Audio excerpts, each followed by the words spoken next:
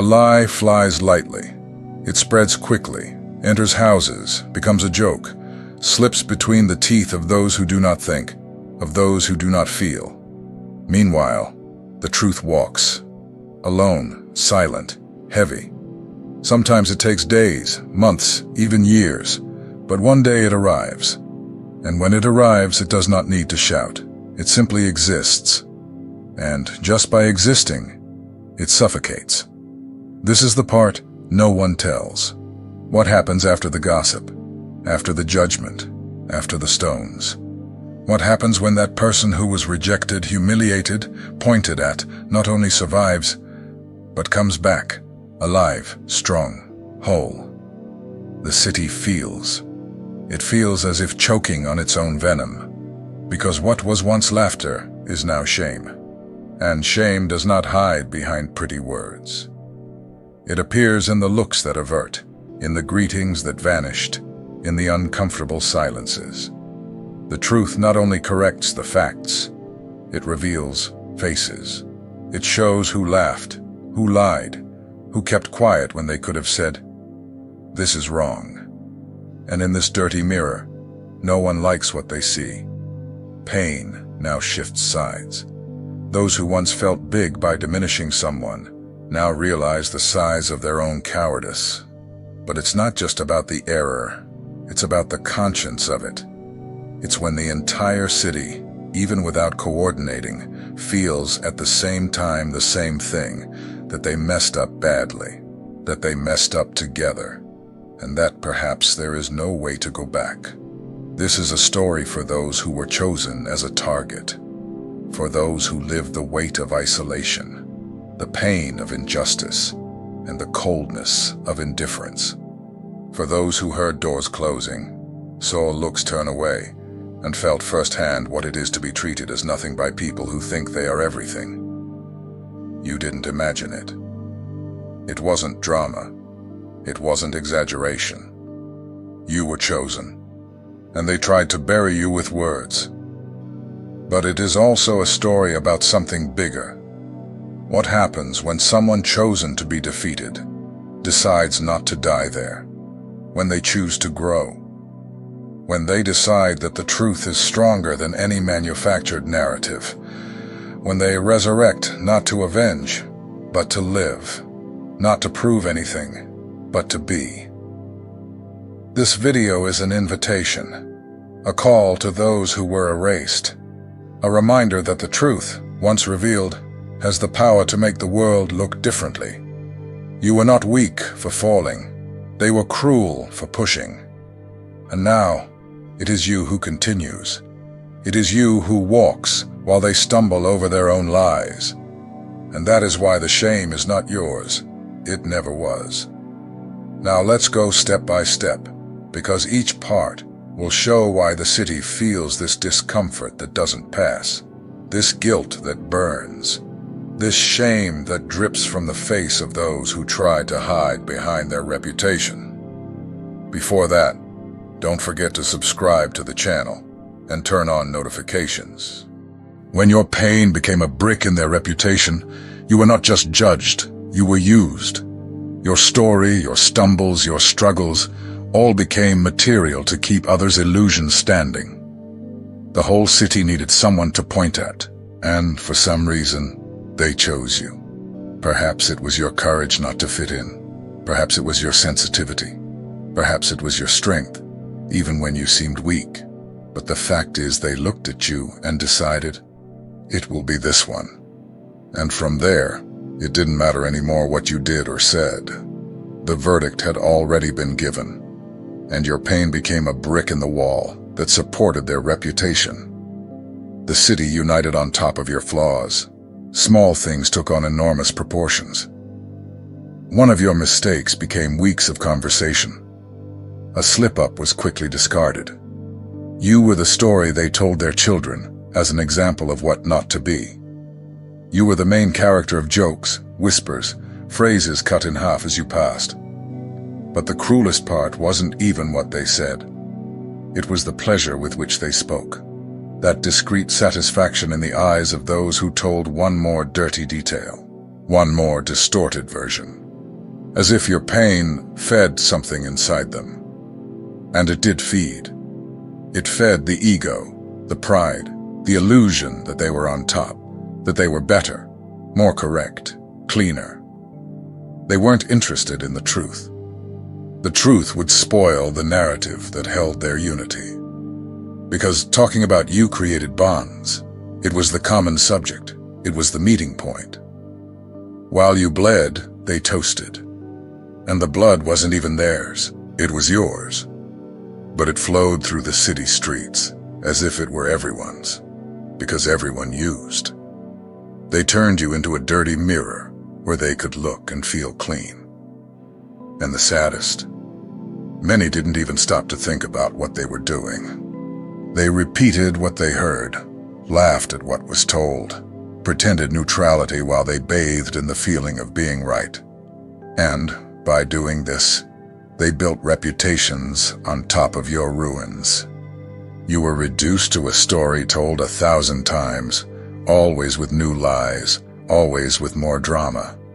And while you tried to survive the pain of being rejected, they erected facades of respect, morality, and decency.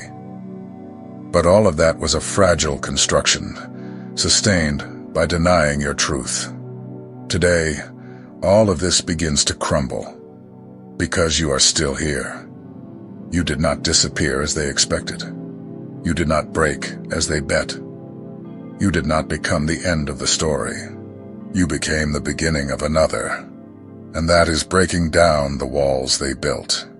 They are discovering that the reputation they built at your expense cannot stand before the truth. And what hurts them the most is knowing that, to seem strong, they had to trample someone who was just trying to live. That their masks were shaped with pieces of your ill-told story. That their glories were, in fact, layers of well-disguised shame. Survival becomes visible. They did not expect to see you again. Not like this. Not whole. Not strong. You were the forecast of failure. The easy joke. The story with an end written by them. But you did not read the script. And you rewrote your own trajectory. And now your presence bothers. Your existence turned into a thorn. Because every step you take is a reminder. They were wrong. And it's not just about you having endured. It's about having flourished, grown, raised yourself when everyone was rooting for you not to rise. This dismantles what they believed. And the embarrassment doesn't come only from your ascent. It comes from the echo of the words they spoke with such certainty. They bet on your downfall. They turned it into a spectacle. And now the stage is empty, and you are the one under the spotlight. It's impossible to deny. You won, and you didn't need to step on anyone to do it. You only needed to continue. And that hurts them more than any revenge, because your victory is quiet, but shouts truths they try to ignore. Thus, laughter becomes poison. Before, your name made people laugh. It was the seasoning of the conversation. A bit of sarcasm, a bit of mockery, and everything seemed fun. But time, with its cruel patience, aged that laughter poorly. Today, those jokes sound cruel. They sound small. And every burst of laughter that once was aimed at you now feels like a slap in the face of someone laughing alone, pretending not to feel ashamed. The mockery that seemed harmless now seems savage, because the light of truth has no filter. And what used to be fun is now only cowardice documented in the memory of those who saw, heard, or participated. They laughed, yes. They laughed loud. They laughed together. And now they do not know where to bury that rotten laughter that refuses to disappear. You did not answer in kind, you did not retaliate.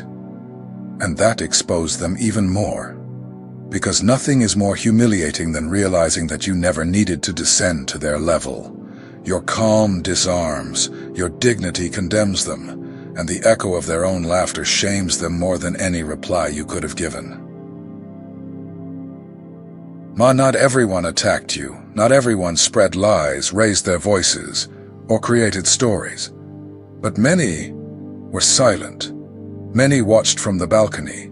Many witnessed injustices, sharp words, looks of contempt, and turned away, pretended not to see, pretended it wasn't about them. But it was. This kind of silence is not innocent. It is a moral choice. When someone stays silent in the face of injustice, they are making a choice. They are saying with silence, "I'd rather preserve myself than take a stand." And now that silence exacts a price. It exacts as guilt, weight on the conscience, shame disguised as indifference. But you feel it, you notice it, and so do they. Some try to justify the silence with excuses. It wasn't my place to speak. I didn't want trouble. I didn't really know what was going on. But deep down, they all knew. They all saw. They all felt that what happened was wrong, disproportionate, inhumane even. Yet still, they chose the comfort of omission. The truth is that, at that moment, you did not want to be saved. You didn't need applause or an audience. You only wanted respect. You only wanted that the line not be crossed. You only wanted that someone, at least one person, had the courage to say, "This is wrong." But the fear of not fitting in with the group was greater than the courage to do what's right. The fear of losing belonging was greater than ethics. And that says a lot. Today you pass by these people and feel the discomfort in the air, that sideways glance, that sudden topic shift, that forced smile. They may not be able to explain what they feel when they see you, but you know.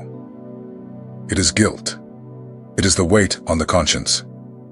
It is the soul demanding a debt that the ego tries to ignore. Silence, when it should have been a voice, accuses.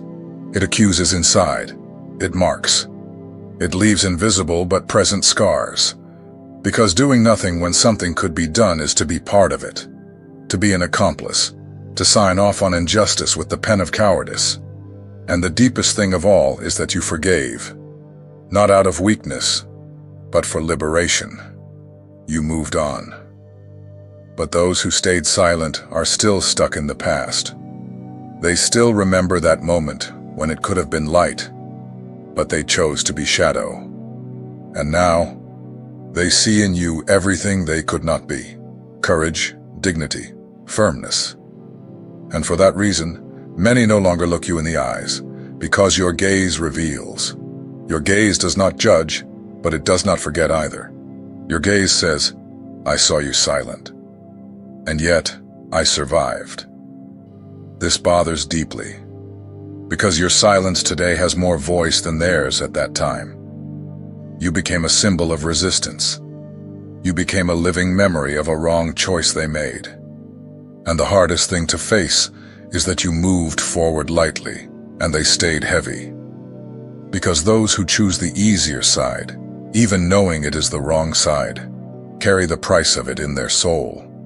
And perhaps the time for repair will come. Perhaps one day someone will find the courage that was missing before and say, "Forgive me for staying silent." But until that day comes, you remain what you always were. Truth, even when it cost you everything. You never needed a script. You never needed to memorize lines or rehearse more acceptable versions of yourself. Your presence always arrived raw, direct, with all imperfections exposed. You were what you were, and that, in a world that lives by posing, became a threat. Your open soul, your unfiltered truth, your makeup-free emotion, all of it unsettled. Because your authenticity served as a mirror. And the reflection that many saw when looking at you bothered them more than they could admit. You weren't the problem, it was the contrast. While you simply were, others performed. They lived under the pressure of sustaining socially accepted characters. Textbook smiles, prefabricated phrases, strategically moderate behaviors. All rehearsed, all measured, all empty. You were the opposite of that. You didn't pretend to be fine when you were not. You didn't smile out of convenience. You didn't say yes to please when your soul shouted no. And that was unbearable for those living under the mask of conformity, because your authenticity by itself revealed what others tried to hide. And revealing too much in this world is dangerous. People used to hiding feel threatened by those who expose themselves naturally. That's why they tried to erase you. They used the weapon of doubt, of mockery, of exclusion. They made it seem that the fault was yours, when in fact your only flaw was being too true in a place where everyone pretends. But truth has roots, and roots are not easily pulled out. While they discredited you, you grew. Not with fanfare, but inside. In silence, maturing, strengthening your sense of identity, your spirit, your clarity. With each attempt to nullify you, you uncovered new layers of your strength. And that bothered them even more, because they expected you to fall. But you did not fall. You became unshakable inside. You didn't wear a mask.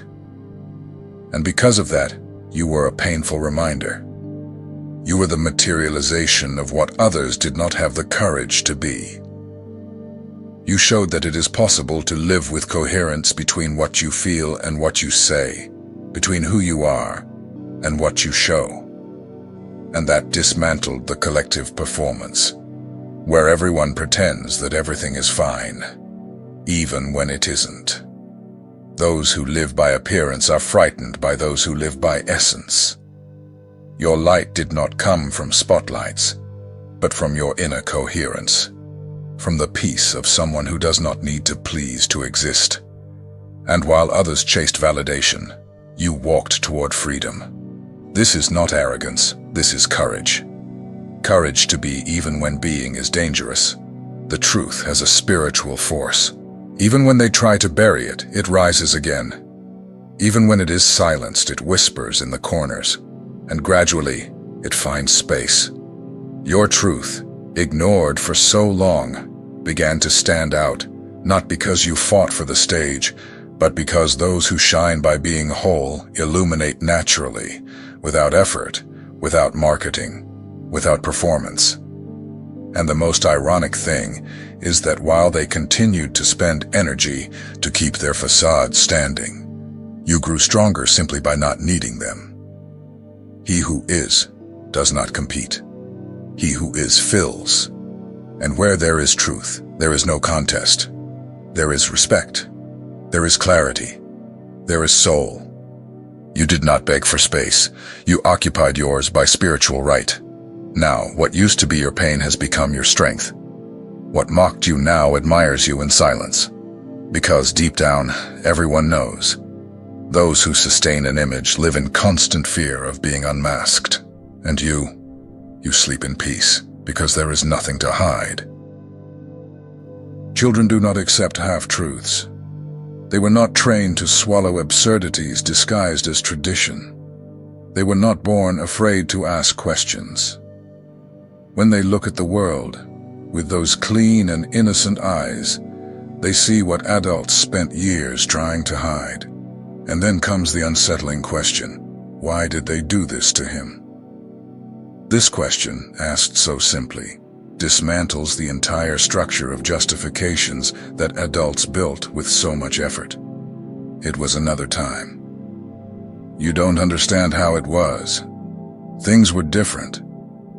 But none of those phrases carry weight in the face of the sincerity of a child who only wants to know, why? Why did it happen? Why did no one do anything? Why did they hurt someone who just wanted to be himself? And in that moment, the adults realize. They feel their throat close, the body chills, because the children are seeing, they are hearing, they are perceiving, and they are not buying the lies of past generations. This shakes the system. The new generation has no pact with silence. They do not protect rotten reputations. They question, they demand explanations, and above all, they remember. Today's children will be tomorrow's adults. And they will not forget what they saw. They will not forget who stayed silent. They will not forget who mocked. They will not forget who colluded. And they will not forget those who resisted. Of those who, even alone, were truthful. You, who were the target of contempt, exclusion, and violence disguised as care, are now a symbol. You become more than a survivor. You are a witness. You are a milestone. You are the living memory that there was someone who faced all of this and stayed standing. And that legacy cannot be erased. Because while they tried to destroy your dignity in silence, now the whole world is hearing your story. In the past, everything was resolved inside the city, between walls, inside churches, in whispered conversations at family gatherings. Jokes, judgments, biased looks, all happened under the cloak of convenience. But today, the world has changed. Today, everything is seen, recorded, shared. Social media, videos, denunciations, testimonies. What was hidden is now laid bare. And that hurts those who once felt untouchable. Because before, silence was connivance. Now silence is a denunciation. What was tradition is now abuse. What was joking is now recognized as violence. And those who laugh together now hide. Because the truth is shouting on loudspeakers. It is going viral. It is stepping out from behind the scenes and taking the stage. The city has become a case. It has become an example of what not to do. And outsiders have no deals. They are not relatives. They have no surnames to protect. They look at the facts and say, "This is unacceptable." And what was once protected by familiarity is now dismantled by transparency. It is a public scandal. It is collective shame. It is a mirror that reflects not only what they did to you, but what they chose not to do for you. Because it was not enough to refrain from beating. It was necessary to defend. It was not enough to refrain from laughing. It was necessary to say, "This is wrong." But almost no one had the courage. Almost everyone preferred the comfort of omission. And now you are seen. And with you, your pain, your story, your truth. Not because you shouted, but because the world began to listen. Children began to ask questions, and adults, without answers, began to stumble over their own lies. Who tried to control the narrative is losing control. Because when the truth is planted, it grows. Even in hostile soil, even when they try to uproot it, it blossoms. And now it has blossomed through you. Not as vengeance, but as justice, as spiritual balance, as reparation. And for those who lived off appearances, this is unbearable. Because truth, when it spreads, becomes uncontrollable. It finds mouths, eyes, ears. It spreads like wind. And what they tried to hide for decades is now known to all. You are no longer alone. You will never be invisible again. What they did to you will not be forgotten. Children will remember, the new ones will recount, and the world will not stay silent. You don't need to justify yourself. You never did. Every gesture of yours, every fall, every restart, every small step in silence, it has spoken for you already. Your life is the testimony. Your journey is the answer. And your existence today, in peace and upright, is the greatest proof that injustice has never had the last word. They tried to diminish you, but it was there, in your deepest silence, that you found strength. They tried to erase you with contempt, but they forgot that truth cannot be erased. It only matures, and when it matures, it flourishes. You did not win out of revenge. You did not need to pay back in kind. You did not need to shout, humiliate, get even. You won by being yourself, by continuing, by breathing, by honoring your essence, choosing integrity, even when everything told you to become bitter. And that is something rare. That is spiritual strength. That is greatness. On the other side, the silence now weighs. Those who laughed, mocked, judged, excluded. Today live with what they tried to hide from themselves. They were wrong. They were wrong badly. They were wrong together. And they were wrong in the name of convenience, appearance, cowardice. The shame is theirs. It always was. But now, more than ever, it is impossible to ignore, because you became the living evidence of the collective error. And that is unbearable for those who spent their lives trying to look right. It doesn't matter how many versions they tell, how many excuses they invent, how many narratives they try to rewrite.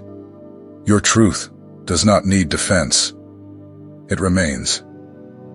And the most beautiful thing about all of this, it's that you won with grace, with lightness, with courage, with dignity, without needing to humiliate anyone, without wanting to prove anything. You simply kept being. You kept living. You kept flourishing. They thought they had buried you, but they didn't know you were a seed, that every tear of yours was water, that every exclusion was fertilizer, that every injustice made you grow deeper roots. And now you grow. Now you flourish. And your existence is a garden, full of truth, beauty, and healing. So do not remain silent. Do not dim your light to avoid disturbing those who chose to live in the shadows. You won. And your quiet, steadfast victory is a beacon for many who remain in darkness. Show, speak, live, inspire. And if this message touched something inside you, if you recognized yourself in these words, comment here. Speak your truth. Share your story. Perhaps it is exactly the seed that another person needs to believe they can flourish too. Because in the end, that's what true victors do. They light the way for others.